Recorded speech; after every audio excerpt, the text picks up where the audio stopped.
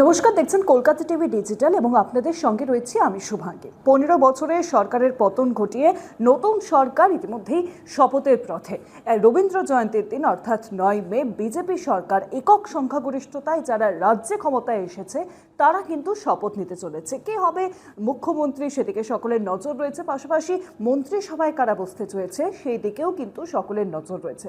তবে এই মুহূর্তে একটি অন্যরকম খবর উঠে আসছে, যেখানে যারা চুক্তিভিত্তিক কর্মী তারা কিন্তু এই মুহূর্তে কার্যত আশাহত। তারা এবার একাধিক প্রশ্নের মুখে। তাদের চাকরি থাকবে তো, এই প্রশ্ন তাদের মনের মধ্যে ঘুরছে।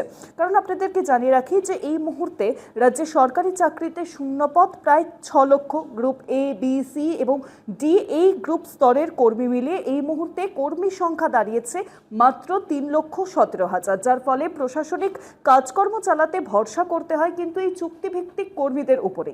রাজ্যে প্রায় সমস্ত সরকারি অফিসে ডেটা এন্ট্রি অপারেটর থেকে শুরু করে পিওন, বিভিন্ন পদে অস্থায়ী কর্মীরা তারাই কিন্তু বসেন। এমন আইন শৃঙ্খলা রক্ষা বা বলা যায় যে ট্রাফিক নিয়ন্ত্রণের কাজ যে সিভিক ভলেন্টিয়াররা হাতে, তারাও কিন্তু একেবারে চুক্তিভিত্তিক কর্মী।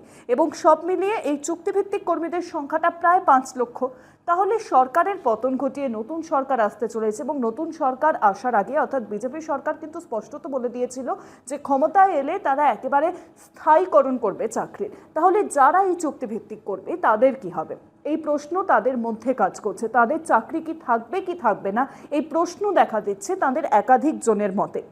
এই অস্থায়ী কর্মীরা 60 বছর বয়স পর্যন্ত নিজ পদে বহাল থাকতে পারবেন, এমনটাই কিন্তু আমরা দেখেছিলাম যে তৃণমূল সুপ্রিমো মমতা বন্দ্যোপাধ্যায় তিনি কিন্তু এই বিষয়ে স্পষ্টত জানিয়েছিলেন এবং তিনি স্পষ্টত জানিয়েছিলেন যে 60 বছর পর্যন্ত তারা নিজেদের কাছে বহাল থাকবেন, তাদের চাকরি কোনোভাবেই যাবে না এবং অবসরের পর অর্থাৎ 60 বছরের পর অবসরের পর তাদের নামমাত্র অবসরকালীন সুবিধা দেওয়ার কথাও ঘোষণা করা হয়েছিল। কিন্তু রাজ্যে প্রায় সমস্ত সরকারি অফিসেই আমরা দেখছি যে একেবারে চুক্তিভিত্তিক কর্মী, সেখানে সরকারি পদে এখনো পর্যন্ত কোনো রকম কোনো স্থায়ী কর্মী নেই। এবং নতুন সরকার আসার পর যদি স্থায়ী কর্মী আনে, সেক্ষেত্রে এই চুক্তিভিত্তিক কর্মীদের মধ্যে কি হবে, তারা কি চাকরি পাবেন না, তাদের কি চাকরি হবে না, এই প্রশ্ন দেখা দিচ্ছে। তাদের একটি ইতিমধ্যে হোয়াটসঅ্যাপ গ্রুপ তৈরি হয়েছে এবং সেই হোয়াটসঅ্যাপ গ্রুপে এই প্রশ্ন তাদের মনের মধ্যে যে রয়েছে তা একেবারে আস্ফলন পাচ্ছে। এই বিষয়টি ইতিমধ্যেই সামনে আসছে। তো সেক্ষেত্রে এখন আমাদের নজর রাখতে হবে 9 মের দিকে, কারণ 9 মে রবীন্দ্র জয়ন্তীর দিন নতুন সরকারের শপথ গ্রহণ অনুষ্ঠান ব্রিগেডের ময়দানে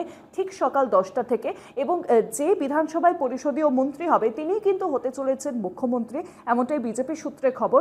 সেক্ষেত্রে তারা এসে অর্থাৎ বিজেপি সরকার রাজ্যে নতুন সরকার গঠন করার পর চুক্তিভিত্তিক কর্মীদের জন্য কি সিদ্ধান্ত নেয়, সেদিকে এখন নজর থাকছে সকলের। একদিকে চুক্তিভিত্তিক কর্মীদের যেমন নজর রয়েছে, আমাদেরও সেই খবরের দিকে নজর থাকবে। এরকম আরও বিভিন্ন খবরের জন্য নজর রাখতে হবে কলকাতা টিভি, পাশাপাশি Kolkata TV digital, Kolkata TV রাত দিন সাত দিন।